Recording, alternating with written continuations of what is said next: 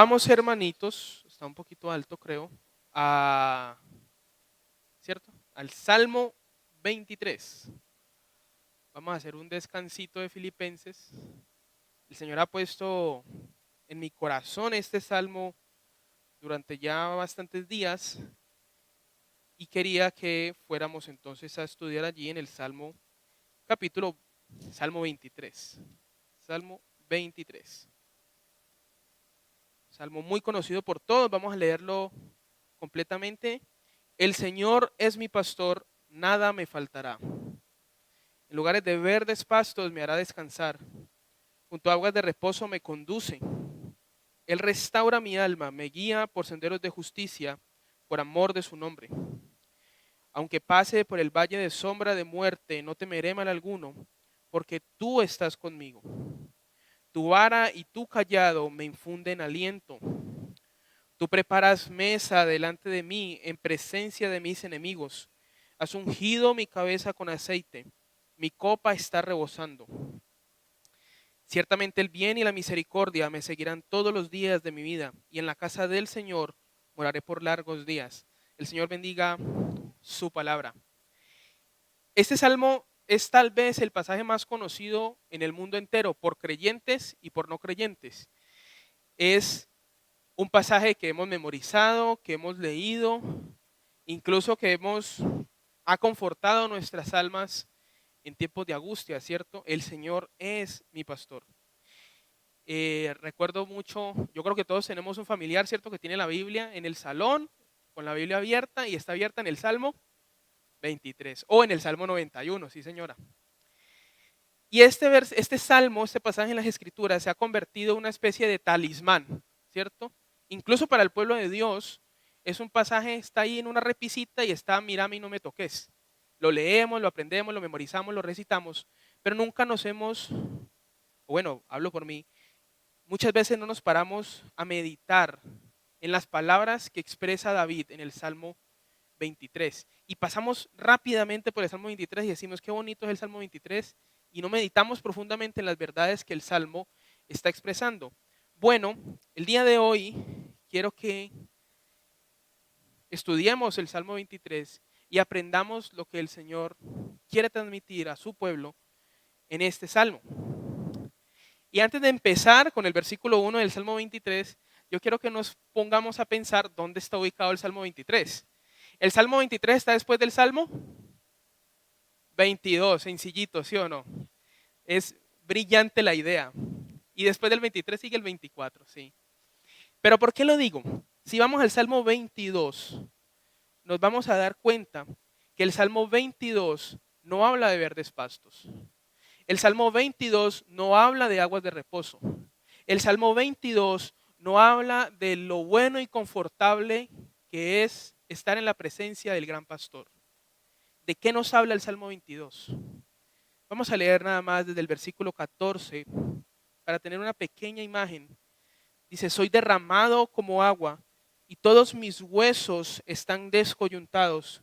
Mi corazón es como cera, se derrite en medio de mis entrañas. Como un tiesto se ha secado mi vigor y la lengua se me ha pegado al paladar. Me has puesto en el polvo de la muerte, porque perros me han rodeado, me han cercado cuadrilla de malhechores, me horadaron las manos y los pies.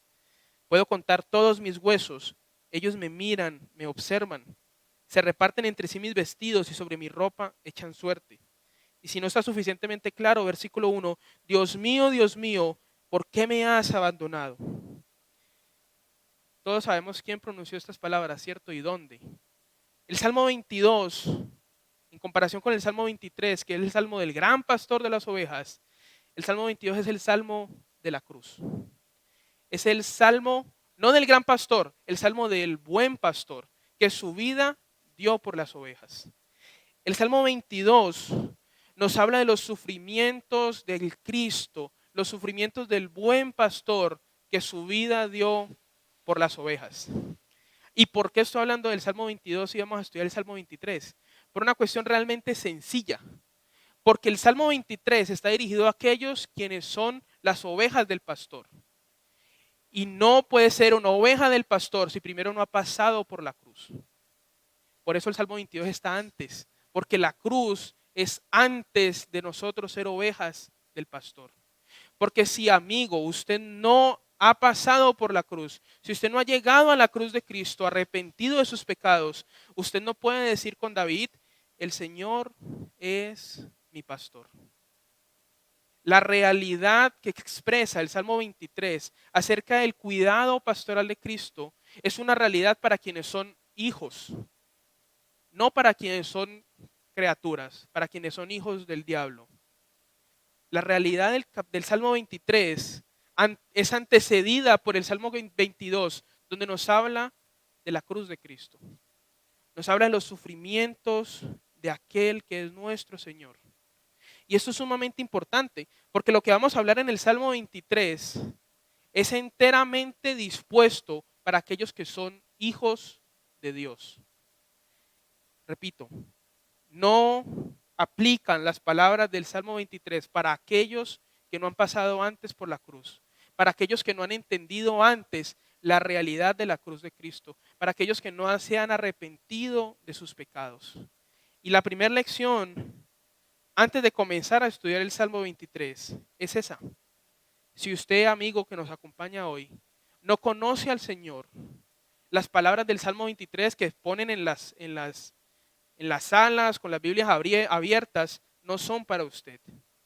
Antes tiene que entender que hubo uno que murió en la cruz por sus pecados y por mis pecados.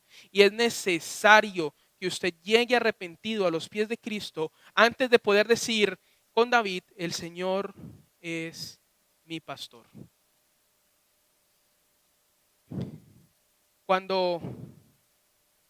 Habíamos dicho que el Salmo 23 nos habla del cuidado pastoral de Cristo.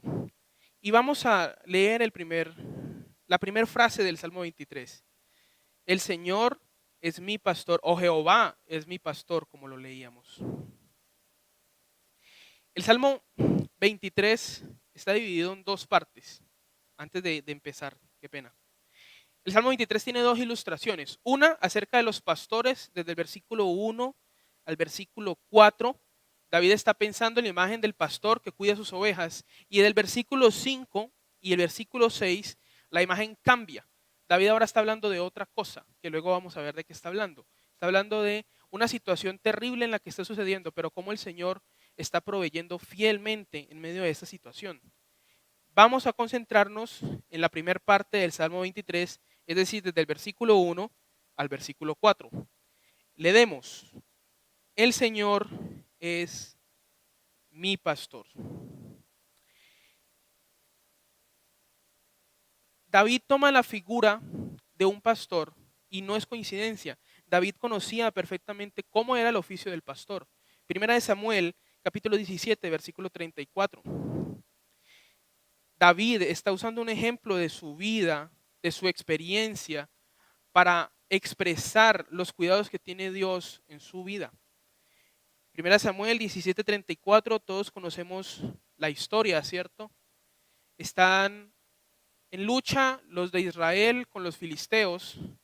A David lo envían al campo de batalla para que lleve suministro a sus hermanos. Y escucha de un hombre filisteo llamado Goliat que reta todos los días al pueblo de Israel a pelear. Cuando David escucha esto, él se ofrece como voluntario para pelear contra ese gigante y entonces tiene una conversación con el rey Saúl, desde el versículo 33, qué pena. Entonces Saúl dijo a David, tú no puedes ir contra este filisteo a pelear con él porque tú eres un muchacho y él ha sido un guerrero desde su juventud. Versículo 34, la respuesta de David. Pero David respondió a Saúl, su siervo apacentaba las ovejas de su padre y cuando un león o un oso venía y se llevaba un cordero del rebaño, yo salía tras él, lo atacaba y lo rescataba de su boca. Y cuando se levantaba contra mí, lo tomaba por la quijada, lo hería y lo mataba. David entendía cuál era el oficio del pastor, porque David se había dedicado a eso toda su vida desde chiquitico. Cuando él va al campo de batalla, Saúl le dice, pero es que usted es un pastor y ese hombre es un guerrero que se ha criado con una espada en la mano desde que estaba chiquito. Usted lo único que sabe es apacentar las ovejitas. Y David le dice, no señor, ese no es el oficio del pastor. El oficio del pastor es cuidar las ovejas. Y yo me enfrentaba con los osos y con los leones y los mataba para cuidar mis ovejas. Esa es la imagen de un pastor que tiene David. Y él está diciendo, ahora Jehová es mi pastor. David no solo era un pastor, David era un gran pastor. Él sabía bien de qué se trataba el oficio del pastor. Él cuidaba sus ovejas y daba su vida por ella. Las sustentaba, las protegía. David entiende muy bien la relación que hay entre las ovejas y el pastor. Y él se está reconociendo ahora como una ovejita del pastor. David ha experimentado los cuidados de Dios en carne propia. El Salmo 23 no es un salmo que hable desde la teoría. El Salmo 23 es un salmo práctico en la vida de David. Él entiende cómo es su vida, él entiende cómo era la relación del pastor y sus ovejas. Y él está diciendo, así como el pastor cuida de las ovejas, así como yo cuidaba de mis ovejitas, el Señor cuida de mí, Él es mi pastor. David escribe las palabras, el Señor es mi pastor, con un firme convencimiento de que Él le pertenece al Señor. Gracias, Mita. No hay duda en las palabras de David. David no dice, Jehová es tal vez mi pastor. David dice, Jehová es mi pastor. Además, David expresa estas palabras con un carácter personal muy fuerte. David no está diciendo, Jehová es el pastor de Israel y apacenta sus ovejas. O Jehová es el pastor de su pueblo. David está diciendo, Jehová es mi pastor. Aunque nadie más haya en el rebaño, Él es mi pastor y yo soy su oveja. Aunque esté solo, Él es mi pastor. Dios ha cuidado de Israel, sí. Dios, pensando en el desierto, les dio pan en el desierto, les dio agua en el desierto. Durante 40 años los sustentó. Dios es el pastor de Israel, sí. Pero David no está diciendo eso. David está hablando de su relación personal con Dios. David está diciendo, Él es el mío, Él es mi pastor, yo le pertenezco a Él. Con ese convencimiento, nosotros deberíamos hablar del Señor. Él es mi Señor, Él es mi pastor, Él es quien me cuida, Él es quien me sustenta. Hebreos capítulo 13, versículo 20.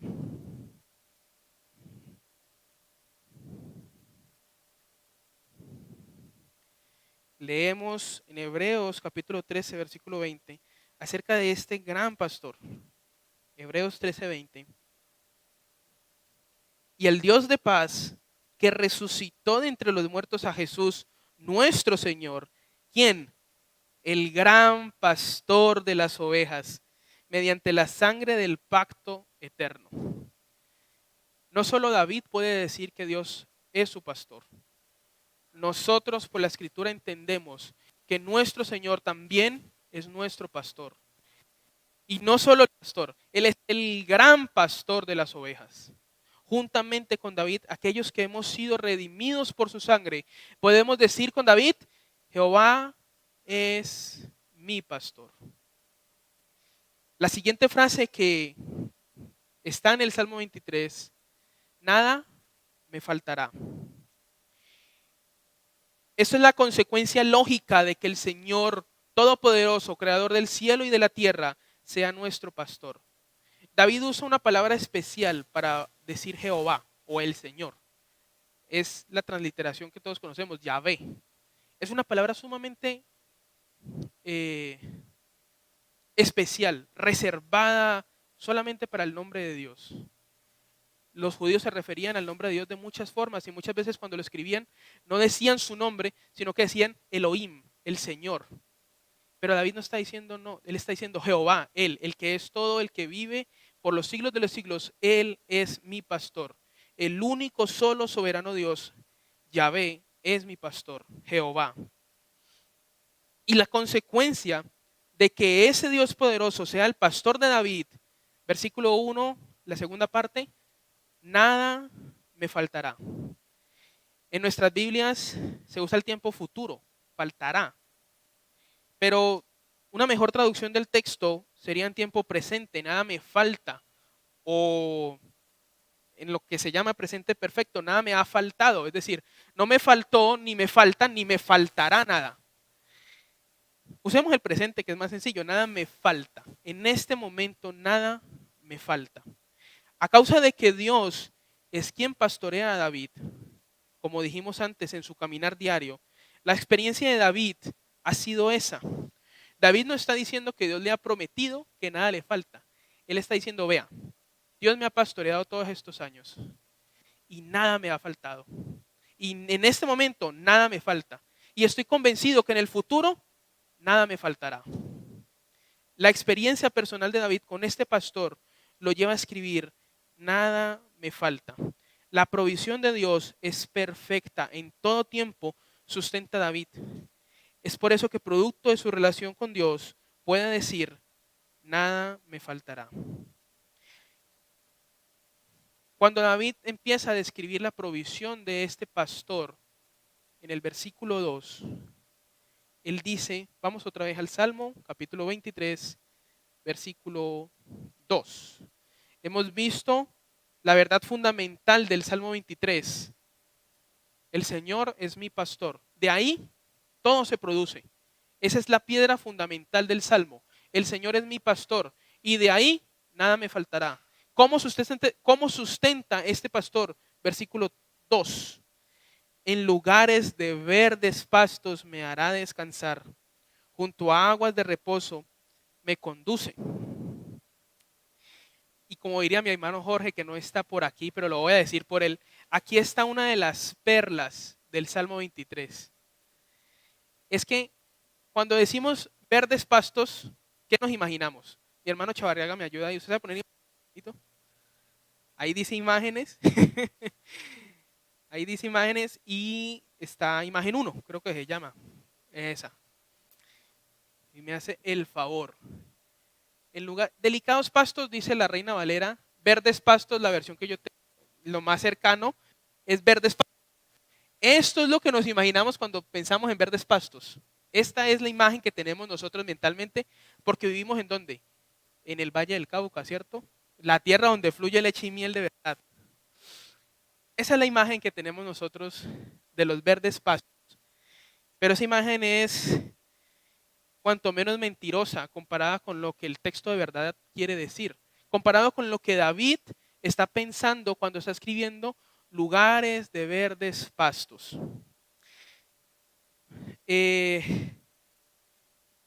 La primera vez y durante mucho tiempo cuando leía este salmo y veía delicados pastos, me imaginaba una llanura así, verde, hermosa, frondosa, perfecta, como las imágenes que cantamos en Visión Pastoral, que le gusta tanto lindo a la hermana Mirella. Así me lo imaginaba. Pero vamos a leer, porque pues tampoco la idea es que la escritura misma nos enseña cómo eran estos delicados pastos. Primera de Samuel, otra vez, capítulo 17. Ya habíamos dicho el contexto de este pasaje, sin embargo, pues recordando, David es enviado al campo de batalla, recordemos que él es pastor de ovejas, en el campo de batalla se encuentra con su hermano. Primera de Samuel, capítulo 17 y versículo 28. Eliab, su hermano mayor, oyó cuando él hablaba con los hombres y se encendió la ira de Eliab contra David, se enojó y le dijo, ¿para qué has descendido acá? ¿Con quién has dejado aquellas pocas ovejas en el desierto? Yo conozco tu soberbia y la maldad de tu corazón que has descendido para ver la batalla. Eliab no quería mucho a David, pero eso no vamos a hablar ahorita, eso es tema para otro tiempo. Pero ¿qué dice Eliab? ¿Dónde has dejado las ovejas? En el desierto. Choca la imagen del desierto con la imagen de los delicados pastos que habíamos visto, ¿cierto? Es bien diferente. Vamos a ver, mi hermano, imagen 2, la que nos muestra los delicados pastos, los verdes pastos que habla el Salmo 23. Esos son los verdes pastos. No tan bonito, no es tan chévere como nosotros pensamos. como los de la costa. Sí, Israel era un desierto. Israel era un desierto. La región geográfica de Israel no nos permite pensar que habían llanuras hermosas, frondosas como las hay acá. Los verdes pastos de los que habla David son así. Los pastores no vivían dentro de las zonas urbanas, digamos, ahí en los graneros, cerquitas, porque las ovejas se comen el producido del cultivo. Entonces las tenían que llevar al desierto. Las ovejas estaban en el desierto. Las ovejas andaban y comían en los verdes pastos. Ahorita, uno ve esa imagen y uno se pregunta, pero esas ovejas, ¿qué clase de ovejas son? Esas ovejas comen piedras y no pasto, ¿cierto? Resulta que en ese desierto hay pasto, pero hay muy poquito. La imagen 3, por favor. Israel está cerca del mar Mediterráneo y por ahí pasan corrientes de aire, ¿cierto? Con brisa. Esa agüita se condensa en las rocas y cerca de las rocas crece pastico. Así se ven los verdes pastos. Esos son los verdes pastos en los que está pensando David cuando escribe: en lugares de verdes pastos me hará descansar. Ahora, toda esta información tiene que servir para algo, ¿no? No es solo información. ¿Cuál es la explicación? ¿En qué está pensando David cuando está diciendo verdes pastos?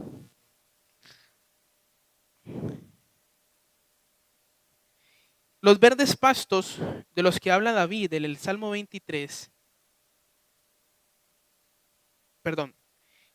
resulta que las ovejas andan, ¿cierto? Como les había dicho, y van comiendo los pastos, andando y comiendo, andando y comiendo. Hay un hermanito que lo recuerdo con mucho cariño y él decía: nosotros somos un pueblo que anda. ¿Cómo dice Pablo? ¿Cómo se refiere Pablo a su vida en el Señor? He corrido la carrera, ¿cierto? He peleado la batalla, he guardado la fe. Nuestra fe es una fe que está en movimiento constante. Cuando pensamos en los verdes pastos, pues, como la imagen primera, lleno, frondoso, les pregunto, ¿esas ovejas tienen necesidad de hacer algo? Ellas están en el redil y ya, están dichosas de la vida. Ellas no tienen que caminar, ellas no tienen que buscar el alimento, porque está ahí a la mano. Dios no está diciendo en el Salmo 23, te voy a traer aquí, te voy a plantar con los delicados pastos y nunca vas a tener que hacer nada. Les pregunto, ¿esa ha sido su experiencia, mis hermanos, en la vida cristiana? No, ¿cierto? Más bien, mi Señor me ha dicho, toma tu cruz y sígueme, camina detrás de mí. Porque tenemos ejemplo para seguir sus pisadas. Nuestra fe es una fe en acción, es una fe que se mueve, es una fe que camina. El Señor no nos está diciendo que los delicados pastos vamos a estar en la plenitud y solo vamos a tener que agarrar la cabecita y ahí vamos a tener los pastos. No es lo que está diciendo el Señor. Hemos sido llamados a tomar nuestra cruz y seguirlo, a pelear como soldados, a correr la carrera. No hemos sido llamados a descansar en la pradera. Cuando David piensa en los pastos verdes, él está pensando en la constante provisión de Dios, momento a momento, día tras día. Los pastos verdes de los que habla David no son la hermosa llanura que nos imaginamos, pero lejos de eso ser un problema para nuestras almas, tiene que ser de confort para nuestras almas. Porque en medio del desierto, nuestro pastor nos guía donde hay verdes pastos, apacibles.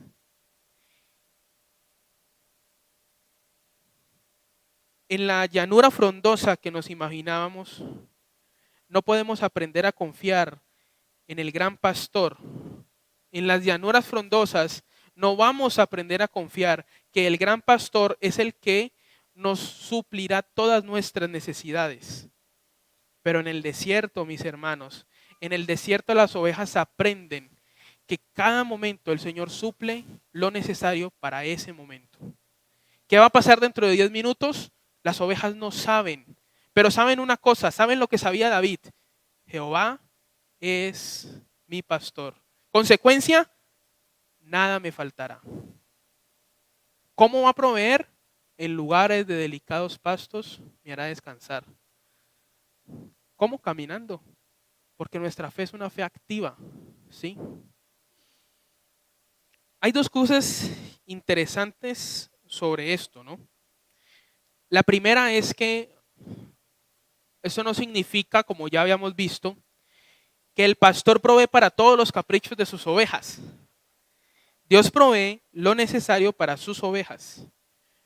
David sabe que si Dios no se ha provisto de algo es porque no es necesario. David sabe que lo que tiene en este momento es lo necesario. Nada me falta, estoy completo. Lo que el Señor se ha provisto, eso es. Ahora, vamos a adelantar un poquito. Salmo 23, el versículo siguiente. ¿Cuál es la razón? Vamos a ver, Salmo 23, versículo 3. Me guía por senderos de justicia. Razón. ¿Por qué? Por amor de su nombre. La provisión del Señor tiene un objetivo en mente. El objetivo de la provisión del Señor, además de suplir nuestras necesidades, claro, es la gloria de su nombre.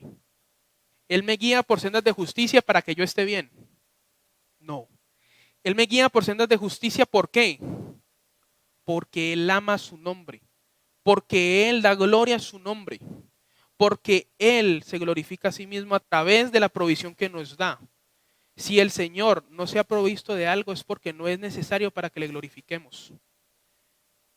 Si sentimos que algo nos falta, es porque realmente no nos falta. Porque tenemos que vivir bajo el convencimiento como lo hacía David. El Señor es mi pastor, nada me falta. Pero nosotros mantenemos viviendo en las nubes, mis hermanos. Y siempre nos faltan cosas. Siempre nos faltan cosas. Vea, yo estaba pensando, estaba haciendo, como dice mi tío, el ejercicio de raciocinio, ¿no? De pensar. Esa habilidad que nos ha dado el Señor. Hace un tiempito me caí en la moto, ¿no? Iba yo rapidísimo a 30 kilómetros por hora y me caí. Me caí en la moto. Se dañó un poquito. Tan poquito que me tocó mandarla al taller. Y el arreglo pues no salió barato. Y yo estaba pensando que me tenía que descuadrar ese mes, que no iba a poder disfrutar la quincena. El Señor se proveyó de una manera que no me tuve que descuadrar, ni mi papá se descuadró, ni mi mamá se descuadró, ni le descuadré a nadie. El Señor se proveyó. Resulta que los días mientras tenía mi motico en el taller, andé en la moto de mi hermano. Y la moto de mi hermano es un poquito mejor que la mía, un poquito mejor que la mía. Ahí no le suena nada, eso uno va tranquilo en la motico, eso es muy chévere, es muy bueno andar en esa moto. Hermano, y me subí a mi moto recién arreglada y eso le sonaba hasta la pintura. A los 2 o 3 días empezó a apagar. Y yo, no, esto no puede seguir así, Señor, yo necesito otra moto. Y me ha acostumbrado a la moto de Daniel. ¿Y quién me saca de la cabeza que yo necesitaba otra moto? Me he puesto a averiguar que para sacar un crédito, que un crédito de libre inversión, que aquí en esta, mejor dicho, eso me enamoré de unas motos, la moto de mis sueños, ¿no? Y por ningún lado me salió. Y el Señor me hizo entender que yo tenía lo necesario. ¿Ya? ¿Qué más quería? Listo, necesita moverse, ahí tiene la moto. Se la arreglé, le di esta para el arreglo. ¿Y usted queriendo más? ¿Ah? Y son cosas, hermano, pequeñas. Son actitudes en las que podemos identificar que estamos cayendo en el pecado del desagradecimiento. En el que no vemos al Señor que provee, sino que vemos la necesidad que hace falta, que realmente no hace falta. Porque el Señor ya se ha provisto. Ahora, no está mal desear cosas mejores, ¿sí? No me malentiendan. Si el Señor me prepara otra motico, yo me la compro. Pero cuando la esperanza de las cosas mejores supera la, la verdad del Señor que provee, ahí estamos cayendo en pecado. No podemos, la esperanza de las otras cosas no puede superar la realidad de que en este momento nada me falta. ¿Por qué? Porque el Señor es mi pastor. Porque si yo creo que algo me falta, entonces ¿qué estoy diciendo? Que Dios miente, que Dios no es suficiente, que Él no tiene el poder de suplir mis necesidades. ¿Y eso es verdad? No. El Señor siempre provee. Y les cuento, provee más de lo necesario. Siempre más de lo necesario. Esto es como la salvación. El Señor Jesús murió en la cruz ¿por cuántos? Por todos. El precio que se pagó en el Calvario es suficiente para salvar a la raza de la humanidad entera y más. Ahora, ¿todos serán salvos? No. Pero la provisión de Dios abundó y sobreabundó en gracia. De la misma manera, mis hermanos, la provisión de Dios en nuestras vidas abunda y sobreabunda en gracia. Pero eso no quiere decir que caminar. Los verdes pastos requieren que la oveja camine. Requiere que la oveja camine. Segunda cosa importante, ¿qué pasa con una oveja lejos del pastor? ¿Será que esa oveja recibe de la provisión? ¿O será que en medio del desierto se va donde no están los delicados pastos? Porque la oveja no sabe. Vea, la oveja es un animalito que no es como un perro, como un gato. En la finca había un perrito, él sabía dónde estaba la casa, sabía dónde estaba la casa del vecino, el otro vecino. Cuando faltaba comida en una casa, se iba para la otra. Las ovejas no. Las ovejas oyen la voz de su pastor, a ese siguen y ya. Y si no tienen quien las guíe, se perdieron, se embolataron y se murieron. La provisión del Señor está garantizada siempre que la oveja esté cerca del pastor. El Señor nos dice en Mateo, buscad primeramente el reino de Dios y su justicia, y que todas estas cosas os serán añadidas. ¿Qué cosas? ¿De qué está hablando el Señor? La comida, el vestido. Pero ¿cuál es la prioridad? El Señor, el reino de Dios y su justicia. Para pasar al siguiente versículo, hablando sobre la provisión, hay una historia que me impresiona mucho acerca de esto. La he contado ya alguna vez. Un hermano fue encarcelado a causa de predicar el nombre de Cristo en un país extranjero. Hace muchos tiempos donde las condiciones de las cárceles pues eran peores que las de ahorita. A este hermano su ración diaria de alimentos era un pan mohoso y agua en una lata sucia. Eso era lo único que recibía. Cuando este hermano recibía su pan mohoso y su agua en la lata, ¿saben qué decía este hermano? Todo esto además de Cristo. Todo esto además de Cristo. Hermanos, y nosotros tenemos de todo. ¿Y por qué no podemos gozarnos de la misma manera que tenemos a Cristo?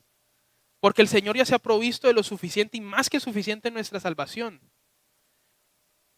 Si Él nos ha dado a su Hijo, ¿cómo no nos dará también consigo todas las cosas?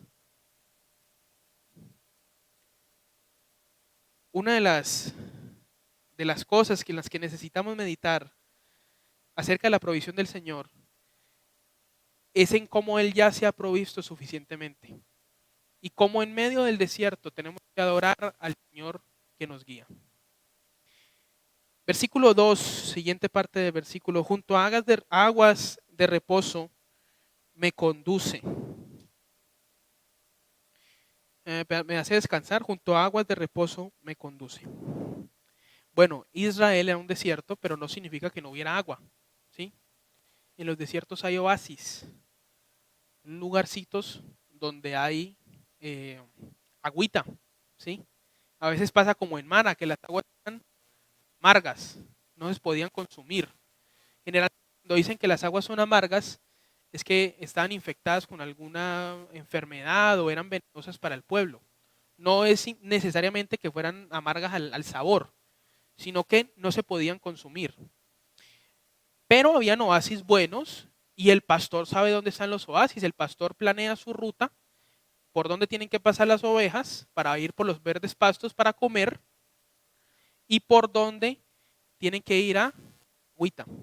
Ahora, las aguas de reposo o aguas tranquilas. Las ovejas, como les decía, no hay mejor animal para representar a nosotros los hijos de Dios que las ovejas. Vean, hermano, no hay un animal más inútil que una oveja. En serio que no, no hay animal más inútil que una oveja. Una gacelita ve las aguas fluyendo y ella puede tomar agua. Una oveja no. Una oveja es incapaz de tomar agua de una corriente de agua. El agua tiene que estar quieta. ¿Qué hacía el pastor? El pastor iba al oasis, cogía la agüita y la hacía empozar. Y ahí, empozada el agua, las ovejas iban y tomaban. ¿Por qué o qué me llama la atención aquí? Lo que les decía, no hay animal más inútil que una oveja. Cuando pensamos en la provisión, especialmente en estos tiempos donde el Señor nos da trabajos, ¿cierto?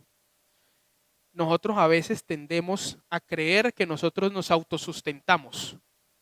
Nosotros trabajamos para nosotros. Y entonces yo trabajo y lo que el Señor me da, eso yo lo administro, pero no, yo soy el que sustento. Y hermano, nosotros somos ovejas. La oveja no se autosustenta. La oveja depende del pastor. La oveja depende del pastor para la comida y para la bebida. La oveja depende del pastor para su descanso. La oveja depende en todo del pastor. Y nosotros hemos sido llamados ovejas. ¿Cómo es que las ovejas entonces van en contra de su pastor? No hay nada más irónico en esta vida, hermanos, que una oveja que cree que es suficiente, porque no lo es. Dependemos completamente del Señor que nos pastorea. Dependemos completamente de que Él prepare las aguas de reposo. Dependemos que Él nos trace el camino. Dependemos de su dirección. Dependemos completamente de Él.